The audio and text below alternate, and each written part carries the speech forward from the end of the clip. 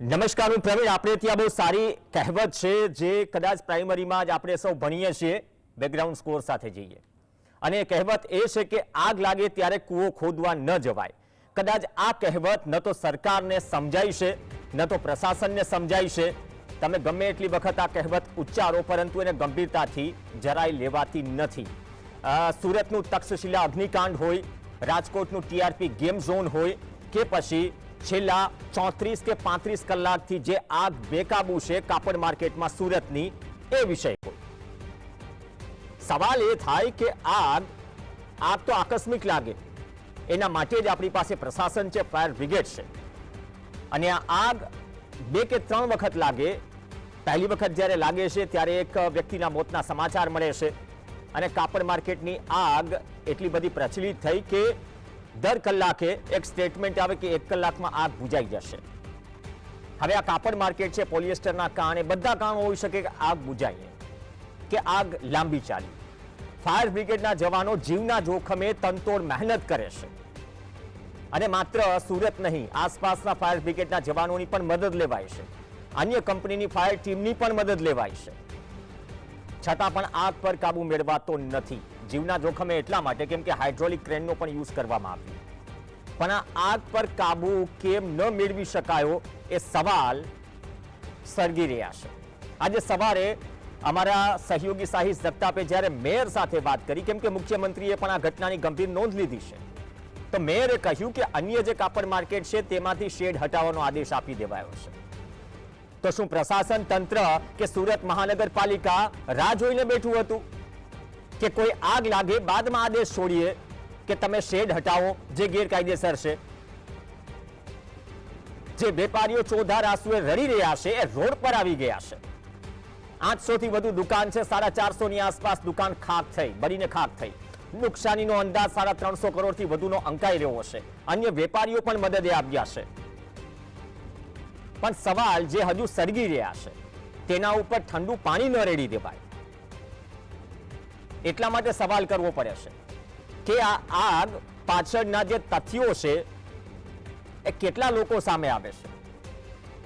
સૌથી પહેલા તો આ માર્કેટમાં જે આગળનો પેસેજ જે છે એ પેસેજમાં શેડ ખડકી દેવાયા હતા, જે ગઈકાલે રાત્રે શેડ તોડવામાં આવ્યા જેસીબીની મદદથી.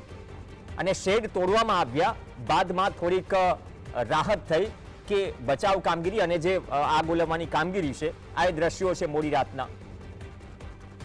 પૂર્વ પ્રમુખ આ માર્કેટના આવે છે અને કહે છે પહેલા શેડ હટા કે નહીં, બધું કન્ફ્યુઝન વાળું છે.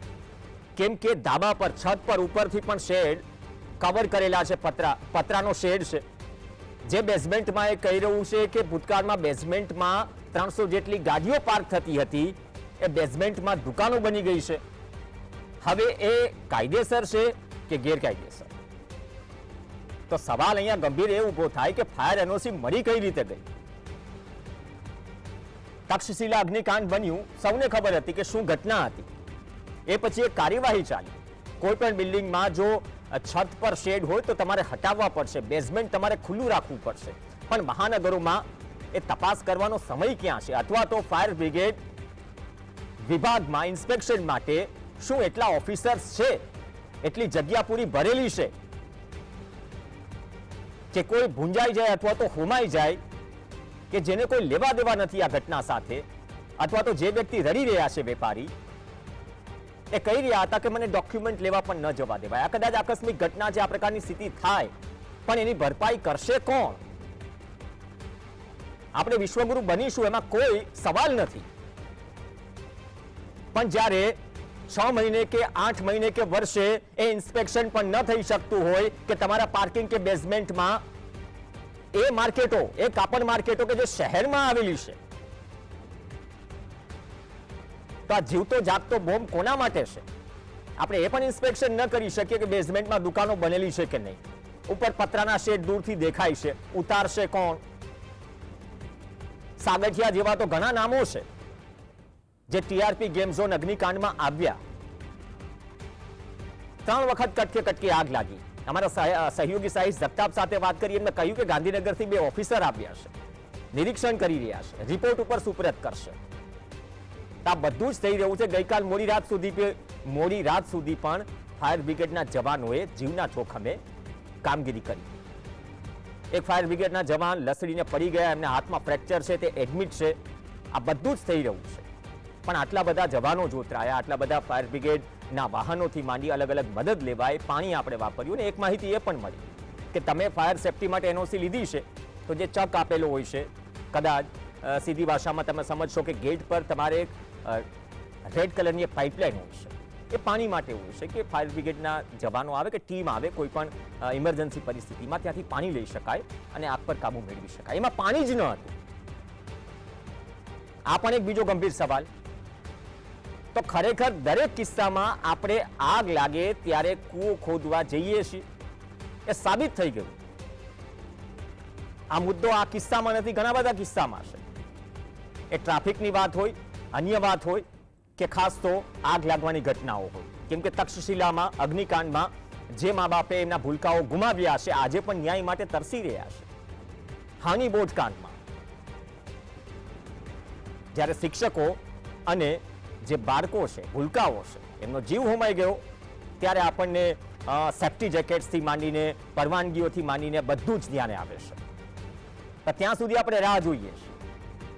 ભૂલી જઈએ મેયરે શું કહ્યું, ભૂલી જઈએ સ્થાનિક પ્રશાસને શું કહ્યું, પણ દરેક વખતે આપણે આગ લાગે ત્યારે કૂવો ખોદવા જઈશું.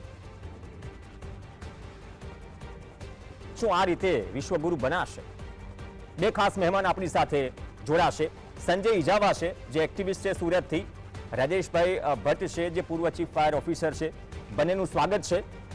રાજેશભાઈ, આપથી શરૂઆત કરીએ. સૌથી મોટો સવાલ એ છે કે જીવના જોખમે ફાયર ઓફિસર્સ આ પ્રકારની ઘટનાઓમાં આગ પર કાબુ મેળવે છે. છેલ્લે જે રિસન્ટ સમાચાર મળ્યા, ફાયર બ્રિગેડના ઓફિસરના હાથમાં ફ્રેક્ચર થયું છે. ઘણી વખત તો ઓક્સિજન માસ્ક સાથે પણ ગયા, કેમ કે ધુમાડો એટલો બધો હતો. હાઇડ્રોલિક ક્રેનનો પણ ઉપયોગ થયો, ડ્રોન શોટ્સ પણ આપણે જોયા. પણ આ જે સ્પેસિફિક ઘટના છે, આગ ઘણી વખત કલાકો સુધી લાગે છે, પણ આટલી જહેમત બાદ, મહેનત બાદ જીવ જોખી દીધો તમામ ફાયર બ્રિગેડના ઓફિસરો, છતાંય આગ પર કાબુ મેળવાયો નથી. એની પાછળના કારણો શું હોઈ શકે? એ બહુ અગત્યનો સવાલ છે. અને જે ગઈકાલથી આ ઘટના બની છે, આગલા દિવસે જે ઘટના બની પછી ઇલેક્ટ્રિકલ સપ્લાય એનો કટ કરી નાખવામાં આવ્યો. એ સપ્લાય નાખ્યા પછી ત્યાં આગળ ફરી આ ઘટના કેમ બની, પહેલો તો એ સવાલ છે કે ફરી ઘટના બની. ઇલેક્ટ્રિકલ સપ્લાય ડિસ્ચાર્જ ડિરેક્ટર હતો, તો આપણે સોર્સ ઓફ ઇગ્નિશન શું મળ્યા, એ એક બહુ મોટો ડીપ ઇન્વેસ્ટિગેશનનો સવાલ છે. એ અત્યારના તબક્કે બાજુ પર મૂકીએ કે આગ લાગી છે એ વાસ્તવિક હકીકત છે, અને આગ લાગી છે હકીકતની સામે આટલું બધું ફોર્સ એપ્લાય કર્યા પછી આજે 36 કલાક કરતા વધારે સમય થઈ ગયો છે અને હજુ સફળતા મળતી નથી, હજુ નુકસાન થવાનું ચાલુ છે. તો એના શું તથ્યો, કારણો છે? ડિપાર્ટમેન્ટ આટલું જાનના જોખમે સુરત ફાયર સર્વિસ અને એના જે એડજોઇનિંગ સપોર્ટિંગ જે સર્વિસ હોય છે, એ લોકો પૂરા જોશથી હોશથી કામ કરે છે અને છતાં બી સફળતા નથી મળતી. થોડી કાયદાની પરિભાષા સમજવાની જરૂર છે. Gujarat state fire prevention and life safety measures act 2013 બન્યો. 2014 થી 2022 સુધી વખત એમાં રૂલ્સમાં એમેન્ડમેન્ટ થયા, જેમ જરૂર પડતી ગઈ એમાં છેલ્લે 13મી ડિસેમ્બર 2022 રોજ લેટેસ્ટ એમેન્ડમેન્ટ થયું નવા નીતિ નિયમો સાથે. એમાં બહુ સ્પષ્ટ કહેવામાં આવ્યું છે કે જ્યારથી આ એક્ટ બન્યો અને આ રૂલ્સ જે ફાઇનલ એમેન્ડ થયા, એની પહેલાના જેટલા પણ બિલ્ડિંગો છે, એ બિલ્ડિંગો જ્યારે બન્યા ત્યારે જે પ્લાન એપ્રુવલ લઈ અને મંજૂર કરાયા હોય અને જે તે વખતે નિયમો લાગતા હોય, એ નિયમોનું અમલીકરણ કરાવો. આનો વિસ્તૃત આડઅસર શું થાય છે એ હું આગળ જતા હું જણાવું છું. હવે બિલ્ડિંગ, આ જે ગ્રાઉન્ડ, આ બેઝમેન્ટ ગ્રાઉન્ડ પ્લસ 4 સ્ટોરીનું બિલ્ડિંગ છે એવું કહેવામાં આવે છે, 4 કે 5 સ્ટોરીનું. એ વખતે આ બિલ્ડિંગ શું હાઈરાઇઝની કેટેગરીમાં હતું? તો કદાચ જવાબ ના છે. હાઈરાઇઝ કેટેગરીમાં હતું અને સિસ્ટમ નાખવાની હતી, તો એડિક્વેટ સિસ્ટમ નાખવાની જવાબદારી તંત્રની, પણ નંખાયા પછી એને મેન્ટેનન્સ, એની ટેકનિકલ જરૂરિયાત પ્રમાણે મેન્ટેન રાખવાની અને જરૂર પડે તો ફાયર સર્વિસ આગના સ્થળ ઉપર પહોંચે એ પહેલા એનો પ્રાથમિક તબક્કે ઉપયોગ કરવાની જવાબદારી પડે. આજે એક મારુતિ કાર કે મર્સિડીઝ કાર તમે કોઈ બી બાય કરો અને ગાડીના શોરૂમમાંથી લઈને ઘરે ગેરેજમાં મૂકી રાખો અને 6 મહિના પછી સ્ટાર્ટ કરો ને ગાડી સ્ટાર્ટ ના થાય તો એ ઓનરની જવાબદારી છે. આજે પોતાના ખર્ચે પોતાની સેફટી માટે નંખાવેલી સિસ્ટમને કાર્યરત છે કે નહીં એ જોવાની જવાબદારી તો જે તે વપરાશકારની છે અને એ માટેના પર્યાપ્ત પ્રયત્નો બી જે તે વપરાશકાર એસોસિએશન અને મિત્રોએ કરવાના છે. હવે સવાલ આ કેમ લાંબી ચાલે છે? એ વખતે જે એડિક્વેટ નિયમો નહોતા અને જે 13મી ડિસેમ્બરે 2022માં જે નવા એમેન્ડમેન્ટ સાથેના નિયમો આવ્યા એનું અમલીકરણ કરાવવું હોય તો ડિપાર્ટમેન્ટની બહુ મોટી મર્યાદા છે. છતાં પણ જે બિલ્ડિંગના બાંધાને લગતી ઢાંચાગત જે ફેરફાર થયા હોય તો એમાં ફાયર સર્વિસ ક્યાંય અત્યાર સુધી સીધી રીતે ઇન્વોલ્વ નથી કરવામાં આવતી. તમે એક વખત બિલ્ડિંગનો પ્લાન પાસ કરાવી નાખ્યા પછી બીયુ પરમિશન તમને મળી જાય એ પહેલા તમે એપ્રુવલ વખતે ફાયર સર્વિસના જે પણ પ્લાન લીધા છે એ વખતે ફાયર સર્વિસે સૂચવેલા નિયમો અને અમલોના સૂચનો મુજબ ફાયર સેફ્ટી સિસ્ટમ કરવામાં આવે અને ઇન્સ્ટોલ કરે, એનું ઇન્સ્પેક્શન કરે અને એને FSC એટલે કે ફાયર સેફ્ટી સર્ટિફિકેટ આપવાની કાર્યવાહી થાય જે તે લેવલે. અહીંયા પાછળથી જે કંઈ પણ ફેરફાર કરવામાં આવ્યા હોય, ચારે બાજુના રસ્તા બંધ કરી નાખવામાં હોય, નેચરલ વેન્ટિલેશન જેટલા બી કરેલા હતા એ બ્લોક કરી નાખ્યા હોય. સુરતના ઘણા બધા કાપડ ટેક્સટાઇલ માર્કેટોથી હું ઘણો સારી રીતે પરિચિત છું. આ ટેક્સટાઇલ માર્કેટ છે કે ટેક્સટાઇલ ગોડાઉન છે, કોઈનો વ્યક્તિગત વિરોધ નથી થતો, પણ માર્કેટનો મતલબ હું જ્યાં સુધી સમજુ છું ત્યાં સુધી માર્કેટમાં તમારે જે સેમ્પલનો બિઝનેસ કરવાનો છે એના સેમ્પલ રાખવાના છે. તમે દુકાનોને ગોડાઉનમાં કન્વર્ટ કરી નાખી છે. ઘણા જે બી તમારા માધ્યમથી અવારનવાર જે બધાના બાઇટ્સ આવે છે કે સીઝન નથી ને માલનો પુષ્કળ ભરાવો થઈ ગયો. શું આ ગોડાઉન? તમે જે બિઝનેસ નેગોશિએટ કરો છો અને જે સેમ્પલ પાસ થાય છે ને જે વસ્તુ મટીરિયલ સપ્લાય કરવાની છે એ કોક એક્સ ગોડાઉનમાં સેફટી સાથે બનેલા ગોડાઉનમાં ત્યાંથી બારોબાર માલ વપરાશકારને ત્યાં જવો જોઈએ. એના બદલે બધો જ માલ સામાન આ દુકાનોમાં ભરાય, મેઝલિંગ ફ્લોર બને, ભંડારકીયા બેઝમેન્ટ બને, એની અંદર ભરેલો હોય અને વધારે માલનો સપ્લાયની ડિમાન્ડ હોય તો જવા આવવાના રસ્તા ઉપર પણ આ માર્કેટોમાં સિન્થેટિક કાપડના ઢગલા હોય છે કે એક માણસને આડા થઈને ચાલવું પડે, સીધો માણસ પણ ચાલી શકે. રાજેશભાઈ, આજે સવારે મેયરે જે વાત કરી, તમે જે કહી રહ્યા હતા કે દુકાનો ગોડાઉન બનાવી દેવાય છે અને જ્યારે ઉપર પણ શેડ હોય, જે ખુલ્લો પેસેજ જે છે જ્યાંથી કદાચ ફાયર બ્રિગેડના વાહનો આવી શકે, એ ગઈકાલે રાત્રે શેડ તોડવામાં આવ્યા. સમજો, ગઈકાલે રાત્રે 9 વાગ્યા પછી. હવે ત્યાં સુધી શું ખબર જ નહીં હોય? આજે સવારે મેયર કહે છે કે બાકી માર્કેટ યાર્ડના તમામ શેડ દૂર કરવામાં આવે. એટલે આ પ્રકારની ઘટનાઓ જ્યારે ઘટે છે ત્યારે સ્થાનિક પ્રશાસન હરકતમાં આવે છે. આ તો કદાચ દરેક કાપડ માર્કેટ યાર્ડની સ્થિતિ હશે. તમે જે વર્ણવી, ગ્રાઉન્ડ ઉપરના પાર્કિંગ શેડ માટે કરેલા, પાર્કિંગ માટે કરેલા શેડ અથવા તો ટેરેસ ઉપર શેલ્ટર માટે કરેલા શેડ, એ જોવાનું કામ કોનું છે પહેલા તો એ નક્કી થવું જોઈએ. તો ફાયર સર્વિસની રિસ્પોન્સિબિલિટી છે તો જવાબ ના છે. દરેક વોર્ડમાં એસ્ટેટના વોર્ડ ઇન્સ્પેક્ટર પોતાના એરિયાનો રાઉન્ડ લેતા હોય છે એટલે પ્લાન પાસ થયા સિવાયનું જે કંઈ પણ બાંધકામ થતું હોય તો એને રોકવાની અને મોનિટર કરવાની જવાબદારી શું ફાયર સર્વિસની છે? તો એ પણ જવાબ ના છે. ફાયર સર્વિસ જ્યારે ત્યાં આગળ સ્થળ ઉપર પહોંચે અને આખી સિચ્યુએશન જે પ્રિઝ્યુમ કરી હોય એના કરતા અલગ હોય, વિપરીત હોય અને પછી એ પ્રમાણે એકોર્ડિંગલી એ આપણે વસ્તુને હટાવવાની કાર્યવાહી કરવી પડે તો એના માટે કદાચ ફાયર સર્વિસ રિસ્પોન્સિબલ નથી, જરા પણ નથી. રાઈટ. હવે સવાલ એ થાય છે કે જેટલા વેન્ટિલેશન બ્લોક કર્યા તો એ કોણે કર્યા? તમે જે બિલ્ડિંગમાં પ્લાન પાસ કરાવીને એનો વપરાશ શરૂ કરો છો, ચાહે કોમર્શિયલ બિલ્ડિંગ છે કે ચાહે રેસિડેન્શિયલ બિલ્ડિંગ છે, નાના મોટા કોઈ પણ માઇનોર ચેન્જીસ સિવિલને લગતા કરવા હોય કે અંદર એડિશન કરવી હોય કે કંઈક વસ્તુ કમી કરવી હોય તો એ ફાયર સર્વિસનો સેફટી રિલેટેડ ઓપિનિયન લેવાની પ્રોસિજર ફરજિયાત કરવાની જરૂર છે સૌથી વધારે. રાઈટ. બધા ચેન્જીસ કરી નાખે છે પોતાની જરૂરિયાત મુજબ. ડેવલપર એ વસ્તુને સેલ કરી નાખે છે, કોમન માર્જિનની જગ્યામાં સ્પેસ મેનેજમેન્ટ કરીને દુકાન વધારાની ઉતરી જતી હોય અને પછી એ ઓફિસરના ધ્યાનમાં ના હોય, સિસ્ટમ એડિક્વેટ પૂરતી હોય નહીં, સિસ્ટમ વર્કિંગ કન્ડિશનમાં રાખી ના હોય વર્કિંગ કન્ડિશનમાં હોય તો એને ઓપરેટ કરનાર વ્યક્તિ કોઈ ત્યાં આગળ ના હોય, અને આ બધું જ્યારે જોવામાં આવે ત્યારે ખબર પડે કે અંદર પાણી જ નથી. જી પાણીની વ્યવસ્થા કરે ત્યારે આગ લાગવાને કારણે ઇલેક્ટ્રિકલ સપ્લાય શટડાઉન થઈ ગયો હોય. આ બધા પ્રેક્ટિકલ જે ઇશ્યુઝ જે છે એ ક્યાંક ને ક્યાંક ડિપાર્ટમેન્ટ એટલે ટેકનિકલ ડિપાર્ટમેન્ટ ફાયર સર્વિસની સાથે સંલગ્ન રહી અને જે તે વપરાશકારોએ શિસ્તબદ્ધ રહીને આ બાબતમાં સહકાર આપવાનો ટાઈમ થઈ ગયો છે. ઓકે, બહુ સારી વાત કરી સાહેબ કે કેમ કે સંકલનમાં લેવું પડે. જ્યારે આગ બુઝાવવાવાળા લોકો આવે છે, જે વિભાગનું કામ છે એટલીસ્ટ એ આગ ન લાગે એના માટે જે ઓપિનિયન હોય છે અને બે જે વિભાગો છે અથવા તો બે વિભાગોમાં જે પ્રક્રિયા છે સંકલનથી થવી પણ જોઈએ તો ધ્યાનમાં આવે જતા પહેલા કૂવો કેટલો ઊંડો છે. સંજયભાઈ, આ આગ તો કદાચ નેશનલ ન્યૂઝ બની ગઈ. તક્ષશિલાને એટલા માટે અનફોર્ચ્યુનેટલી યાદ કરવું પડે, ટીઆરપી ગેમ ઝોનને પણ એટલા માટે યાદ કરવું પડે. એટલા માટે જ કહું છું ને કે આ પ્રકારની આગ લાગે ત્યારે 6 વાગે પેનલ ડિસ્કશન ગોઠવાઈ જાય. તમારા જે એક્સપર્ટ્સ ખરેખર ગળું દુખી ગયું હશે, રાજેશભાઈનું પણ. આપણો આશય એ હોય છે કે થોડી અવેરનેસ આવે તો આ પ્રકારની ઘટનાઓથી બચી શકાય. પણ આ કિસ્સામાં બધા જ શું ફાયર બ્રિગેડ તો આગ બુઝાવવા જાય છે, બાકી બધા અત્યાર સુધી ઊંઘી રહ્યા હતા. પૂર્વ પ્રમુખ આવે છે માર્કેટ યાર્ડના, કહે છે કે પહેલા તો દુકાનો નહોતી, 300 ગાડી જેટલી બેઝમેન્ટમાં પાર્ક થતી હતી, હવે દુકાનો બની ગઈ.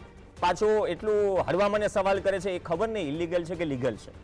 હવે આ ભાષા ખબર નહીં ક્યાંની છે એ સમજાઈ નથી રહ્યું. પણ આ કિસ્સામાં ખરેખર થયું છે શું? પ્રવીણભાઈ, આની અંદર હું ચોક્કસપણે તમને કહેવા માંગુ છું, જ્યારે આગ લાગે ત્યારે કૂવો ખોદવાનું જે આ પદ્ધતિ છે એ આજકાલની નથી, એ વર્ષોથી ચાલ્યું આવે છે. કારણ કે 2019માં તક્ષશિલાનું જે અગ્નિકાંડ થયું ને ત્યારે આ તંત્ર આખા સુરતની અંદર અને અન્ય શહેરોમાં પણ ઇલીગલ કન્સ્ટ્રક્શન, પતરાનો ડોમો, જે કઈ વસ્તુઓ હટાવવા માટેનો ઝુંબેશ ચલાવવામાં આવ્યું છે. લગભગ સુરત શહેરની અંદરથી લગભગ હજારોની સંખ્યા, મતલબ 5000 થી પણ વધારે ડોમો અને આ દેન બધું હટાવવાનું બધું તાબડતોડ કામગીરી કરવામાં આવ્યું છે. ત્યાર પછી આપણે રાજકોટ ટીઆરપી જે ગેમ ઝોનનો જે અગ્નિકાંડ આવ્યો ત્યારે પણ આ પ્રવૃત્તિ ફરી કરવામાં આવી, એટલે 2019 પછી 2024માં પણ કરવામાં આવ્યા. એટલે ઇન બિટવીન ઇલીગલ કન્સ્ટ્રક્શન, આ જે ગેરકાયદેસરનું દબાણો બધું જ જાય છે.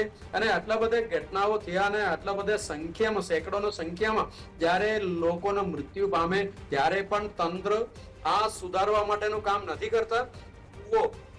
ફાયર આગ લાગે ત્યારે જ ખાલી કૂવો ખોદે અને થોડાક દિવસ માટે કોઈ પછી બંધ કરી દે છે. એટલે આ જે સિસ્ટમ જે છે એ આ ઇલીગલ કન્સ્ટ્રક્શન એને લીધે જ અત્યારે અહીંયા બેનું છે. કારણ કે એક ફાયર સેફટીના જે ગાડીઓ છે એ ફાયર બુઝાવવા માટે ગાડીઓ જગ્યા ઉપર પહોંચી નથી શકતા. બસ ફક્ત એક જ જગ્યા ઉપરથી ગાડીને કામ કરી શકે છે. અન્ય જગ્યા ઉપર એક જગ્યાએ ઇલીગલ મંદિર નડે છે અને એક જગ્યાએ પતરા નડે છે અને પાછળની જગ્યામાં તો કોઈ જગ્યા જ નથી જવા માટે. એટલે ચારે બાજુથી જ્યારે આપણે એને કવર કરવાનું હોય તો એવું કોઈ જગ્યા એની અંદર છે જ નથી. 2019માં મેં યુનિફોર્મ ફાયર પોલિસી ગુજરાતની અંદર બને એના માટે ગુજરાત હાઈકોર્ટમાં મેં પીએલ દાખલ કરી અને એના અનુસંધાને ગુજરાત સરકાર દ્વારા યુનિફોર્મ ફાયર પોલિસી માટેનું આખો પ્રસ્તાવ પણ મૂક્યો.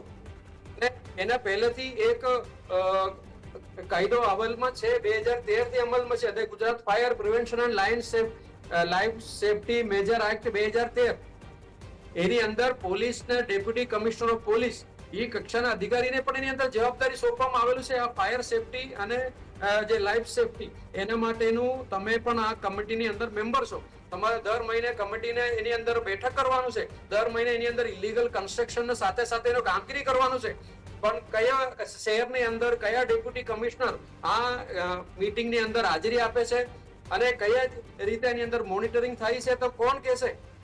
કારણ કે બધાના પોતપોતાના કામ વાલા છે, પોતપોતાના ભ્રષ્ટાચાર કરવામાં જ બધા ઊંચા નથી આવતા. કારણ કે હમણાં અહીંયા સુરતની અંદર આ ગેરકાયદેસર બાંધકામને લઈને પણ અત્યારે બહુ મોટો હોબાળો ચાલે છે. તો જ્યારે આ બધું ભ્રષ્ટાચાર બંધ કરો ત્યારે જ આ જે ફાયર ટ્રેજેડી જે છે બીજી વાર ના થાય એના માટેનો કોઈ રસ્તો ખુલશે. બાકી જ્યાં સુધી અધિકારીઓ નહીં જાગે ત્યાં સુધી પ્રવીણભાઈ આના માટેનો કોઈ રસ્તો નથી. સંજયભાઈ, આ ભટ્ટ સાહેબે જે વાત કરીને, ભટ્ટ સાહેબે કે ભાઈ જે એમના કાર્યક્ષેત્રમાં આવે છે, હવે કાર્યક્ષેત્ર બહાર આ વસ્તુ છે, જેમ કે કઈ બાંધકામમાં ફેરફાર થયો છે, હમણાં ઇમ્પેક્ટ ફી નો ઘણી ચર્ચા છે કે ફેરફાર થયો છે કે નહીં, એ જે અલગ જે વિભાગ છે ટેકનિકલી એ ફેરફાર ને જુએ, પછી એમાં જે કન્સર્ન લેવાનો આવે ફાયર વિભાગનો લેવામાં આવે કે કદાચ આ પ્રકારની બિલ્ડિંગ્સમાં કંઈ થયું તો એ ચેન્જીસ કરવા લાયક છે કે નહીં. એ જે કોર્ડિનેશન છે એ જ એક્ઝિક્યુટ સાહેબ નથી થઈ રહ્યું. સંજયભાઈ, જે ભટ્ટ સાહેબે વાત કરી બહુ ગંભીર વાત છે. કદાચ એક્ઝિક્યુટ થઈ હોત તો ઘણી બધી વસ્તુઓ જે અટકી શકી હોત, એટલીસ્ટ 100% નહીં તો ઘણી બધી અટકી શકી હોત. પ્રવીણભાઈ, એ જ વાત સાચી છે, કારણ કે જે કોર્ડિનેશન જે ડિપાર્ટમેન્ટ વચ્ચેનું જે કોર્ડિનેશન છે એ થતું નથી અને એકબીજા ડિપાર્ટમેન્ટ એકબીજા ઉપર ડોળે છે. અત્યારે અહીંયા પણ એ દેખાઈ રહ્યા છે, કારણ કે ગેરકાયદેસર રીતે જે કઈ ઇલીગલ એક્ટિવિટી કરી હોય તો ફાયરવાળા એમ કહે છે એ હટાવવાની જવાબદારી તો શહેરી વિકાસનું છે અને શહેરી વિકાસ એમ કહે છે ભાઈ હટાવવાની જવાબદારી તો જે કઈ junior engineer, assistant engineer, deputy એન્જિનિયરનું છે એ લોકો જોશે. એટલે એકબીજાની ઉપર ઢોળવાનો પ્રયત્ન કરે છે, કારણ કે આ ઇલીગલ કન્સ્ટ્રક્શન કરવા માટે નીચેથી લઈને ટોપ લેવલ સુધી દરેક વ્યક્તિઓ ઇલીગલી અવૈધ પૈસાના ભેગા કર્યા છે, પોતાને ખીચું ભર્યું છે, એટલા માટે તોડવા માટે કોઈ જવાબદારી લેતો નથી. એટલે ફાયરના સિસ્ટમને જ્યારે સંકલન કરવાની વાત આવે ત્યારે આ કોઈ પણ અધિકારી જવાબદારી લેતા નથી અને ઉચ્ચ અધિકારીને જ્યાં સુધી એની અંદર જવાબદારી નક્કી કરીને સસ્પેન્ડ કરીને એને ડિસમિસ જ્યાં સુધી ન થાય ત્યાં સુધી એની અંદર કોઈ સુધારા આવે એવું મને પણ પ્રવીણભાઈ હાલમાં દેખાતું નથી. ઓકે રાજેશભાઈ, 1.25 મિનિટ જેટલો સમય છે. ખરેખર આમાં શું ધ્યાન રાખવું જોઈએ વેપારીઓએ પણ, અને જવાબદારી નક્કી કરવાની અથવા તો જે ફ્રી એન્ડ આપવાની વાત જે છે? ગેરકાયદેસર બાંધકામને રેગ્યુલરાઇઝ કરવાનો કાયદો ઇમ્પેક્ટ ફી ની અંદર FAQ એટલે ફ્રીક્વન્ટલી આસ્ક્ડ ક્વેશ્ચનમાં પોઈન્ટ નંબર 75 મુજબ જે કોઈ પણ ફાઇલ ઇમ્પેક્ટ ફીના રેગ્યુલરાઇઝ કરવા માટે જ્યારે મૂકવામાં આવે છે ત્યારે FAQ 75 મુજબ ફાયર સેફ્ટી ડિપાર્ટમેન્ટના ઓપિનિયન માટે મોકલવામાં આવે છે. શું આ ગેરકાયદેસર બાંધકામનો જ્યારે ઇમ્પેક્ટ ફીનો કાયદો અમલમાં આવે, નોટિફિકેશન આવે ત્યારે જ કરવાનું, એ સિવાયના બાકીના સમયમાં નહીં કરવાનું? તો આ પ્રેક્ટિસ કોન્સ્ટન્ટ 365/24/7 પ્રણાલીમાં, પ્રોસિજરમાં, SOP માં લાવી દેવી જોઈએ કે કોઈ પણ બિલ્ડિંગને બિલ્ડિંગ યુઝ પરમિશન આપ્યા પછી કોઈ પણ ઇન્ડિવિડ્યુઅલ રેસિડેન્શિયલ ફ્લેટ ઓનર હોય, ઓફિસ ઓનર હોય, શોપ ઓનર હોય, કોમન એમ્યુનિટીઝ કે પોતાના ઇન્ડિવિડ્યુઅલ આપણે એમ્યુનિટીઝ પ્રોપર્ટીની અંદર કોઈ પણ જાતનો ચેન્જીસ કરવા માંગતા હોય, સિવિલ સર્વિસીસની અંદર, ઇલેક્ટ્રિકલ સર્વિસીસની અંદર, ઇલેક્ટ્રિકલ લોડ્સની અંદર, તો ટેકનિકલ કન્સર્ન ડિપાર્ટમેન્ટનો લીગલ ઓપિનિયન અને એની ગાઈડન્સ લીધા બાદ જે બી આઉટકમ આવે એ મુજબનો અમલ કર્યા પછી જ એ વસ્તુનો ઉપયોગ કરવો. આ વસ્તુને અમલમાં લાવી તાતી આવશ્યકતા છે. ઓકે, બેઝમેન્ટમાં જેમ કહ્યું કે ભાઈ બેઝમેન્ટમાં આ લોકોએ દુકાન બનાવી, શું દુકાન બનાવવાનું તંત્રએ કહ્યું હતું? વિરોધ નથી કોઈનો, પણ જયારે તમે તમારી ફેસિલિટી માટે અત્યાર સુધી કમાતા હતા તો આ બધી સગવડતા રાખતી હતી અને આગ લાગી એટલે હવે ન્યુસન્સ બની ગયું છે. તો ક્યાં સુધી જ્યાં તંત્રનો ફોલ્ટ છે, જે અધિકારીનો ફોલ્ટ છે, એના માટે તપાસ થાય ને ઇન્ક્વાયરી થાય ને એની પનિશમેન્ટ મળે, એમાં બી અમે લોકો સમજ છીએ. પણ દરેક વખતે કોઈ ઘટના બને એટલે ફાયર સર્વિસ જ રિસ્પોન્સિબલ છે, આ એક માન્યતામાંથી હવે બહાર આવવાનો સમય થઈ ગયો છે.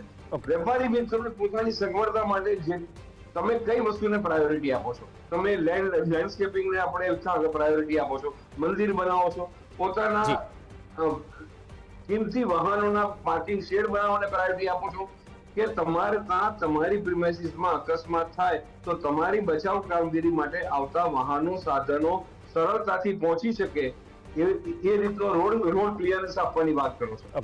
તમે પાર્કિંગ શેડ હટાવવા માટે મેન્ટલી પ્રિપેર નથી, મંદિર હટાવવા માટે પ્રિપેર નથી, એમ્યુનિટીઝ કોઈ પણ કરી હોય તો એમ્યુનિટીઝ હટાવવા માટે કોમ્પ્રોમાઇઝ કરવા તૈયાર નથી. તમે કોમન માર્જિનના મોટરેબલ રોડમાં તમે જનરેટર્સ મૂકેલા હોય છે, તમે એને કોમ્પ્રોમાઇઝ કરવા નથી. તો આ બધું એક્ઝિક્યુટ થઈ ગયા પછી ફાયર સર્વિસ પ્રિવેન્શન પ્રોટેક્શનનું ગાઈડલાઈન આપે છે. એન્ક્રોચમેન્ટ હટાવવાની જવાબદારી ફાયર સર્વિસની નથી. રાઈટ, તમે બહુ ઇમ્પોર્ટન્ટ વાત કરી, કેમ કે તમે ફ્લેટ્સની વાત કરી ને, ઘણી જગ્યાએ પહેલા ફ્લોર ઉપર તમને કોમન એક જગ્યા આપી દેવાય, એમાંથી શેડ પણ ખડકાઈ જાય છે, કોની પરમિશન લેવાય છે રામ જાણે. પણ તમે જે વાત કરી કે હા ટેકનિકલી એ કરેક્ટ કરાવવું પડે, અને ટેકનિકલી એ કરેક્ટ એટલા માટે કરાવવું પડે કે આ સ્ટ્રક્ચરમાં એ ફિટ બેસે છે. ભવિષ્યમાં જો કોઈ ઘટના બની તો આ કેટલી મોટી વિકરાળ સાબિત શેડ બને છે ને આજકાલ અલગ અલગ પ્લાસ્ટિક્સ અને અલગ અલગ મટીરિયલ્સના. હા, નીચે આગ લાગી તો પછી જવાબદાર કોણ? કેમ કે બિલ્ડરે તો સોંપી દીધું ને બિનદાસ થાય છે. નથી ચેરમેનને ખબર હોતી, નથી સેક્રેટરીને ખબર હોતી. હવે બધું જ્યારે આગ લાગે ત્યારે આજના ટાઇટલ જે ડિબેટનું છે એની જેમ કે કૂવો ખોદવા બેસે, તો અપેક્ષા રાખીએ ભટ્ટ સાહેબે જે વાત કરી છે કે કોર્ડિનેશન એ કરવામાં આવે જેથી ખબર પડે આટલી એટલીસ્ટ ઘટનાઓ અટકાવી શકાય અને કદાચ આમાં તપાસ થઈ રહી છે તો એ સવાલનો જવાબ તો મળવો જ જોઈએ. મેયર સવારે આવીને એમ કહી દે કે બાકી બધા શેડ હટાવી દો તો એ શેડ દેખાયા કેમ ન હતા પહેલા જે તે વિભાગને શું એ જવાબદારીનું ભાન કરાવાશે? આ સવાલ વધુ એક અનફોર્ચ્યુનેટ ઘટના સાથે અમારે સરકાર અને પ્રશાસનને પૂછવો પડે છે કેમ કે દર વખતની જેમ આ વખતે પણ એમ થયું, આગ લાગી અને કૂવો ખોદવા દોડ્યા. અપેક્ષા રાખીએ કે વધુ એક ઘટનામાંથી થોડું શીખે અને આગળ જતા આ ઘટના આપને ચર્ચા કરવા માટે ન મળે. ધન્યવાદ સંજયભાઈ, ધન્યવાદ રાજેશી ભટ્ટ ચર્ચામાં જોડાયા. આ સાથે ચર્ચામાં હાલ બસ આટલું જ. નમસ્કાર.